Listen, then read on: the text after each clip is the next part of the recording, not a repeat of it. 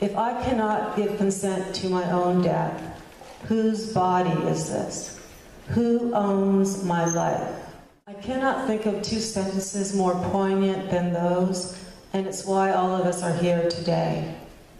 In 1993, the Supreme Court of Canada ruled 5-4 against Sue, and a year later, with the help of an anonymous doctor, Sue attained the assisted death that Canada's Supreme Court had denied her.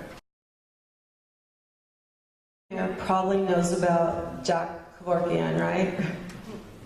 Jack Kevorkian, more than anyone else, brought the assisted death movement into mainstream in the US, in Canada, and even in Europe.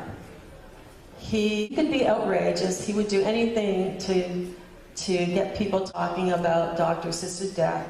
He felt it was a doctor's duty to take a patient that is dying, to help that patient die peacefully. So he was loved and hated. He was on television shows, on radio shows, on front pages of newspapers all over. In 1998, when he sent a videotape of him injecting Thomas Yuck with a lethal injection, potassium chloride, and they showed this on 60 Minutes. Jack Kevorkian knew that this was going to send him to prison because it was against the law. He had lost his medical licenses in California and in Michigan. He went to prison in order to make people's lives better, in order to help those who are suffering. And he sacrificed himself for everyone else. And he's helped 130 people who were in pain and dying.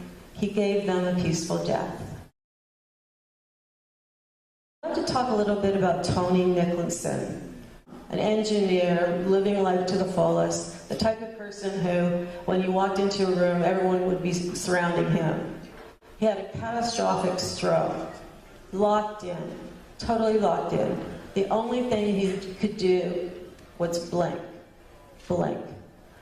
They were able to find him a computer program with a camera because he wanted to write his own letter to the court.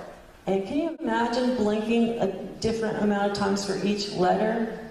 That's what he did. This went to Britain's High Court, and all three judges said this is not going to happen at this time. In other words, he cannot get assisted death. He had been like this for 7 years. 7 years locked in. He stopped eating and drinking and died 10 days later from pneumonia.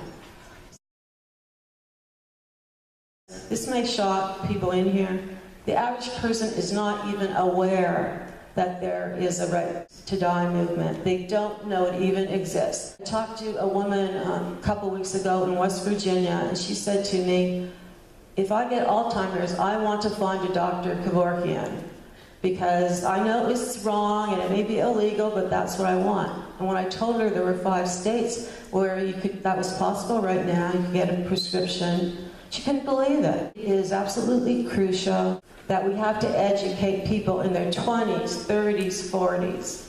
If they are educated, they're going to become motivated, and I think we'll be stunned at what a big movement it will become. That's the goal of my book. That's what I've had from the very beginning. It's really for the average person, for people in the movement who want to know the history of it and the various cases that changed legislation. I think right now is a great time to have laws passed so that it's not illegal to die in your own home, in your own bed, whenever possible.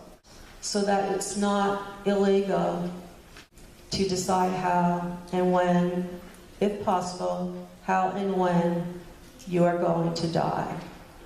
So thank you very much. It's an honor to be here, and I'm looking forward to listening to everybody else.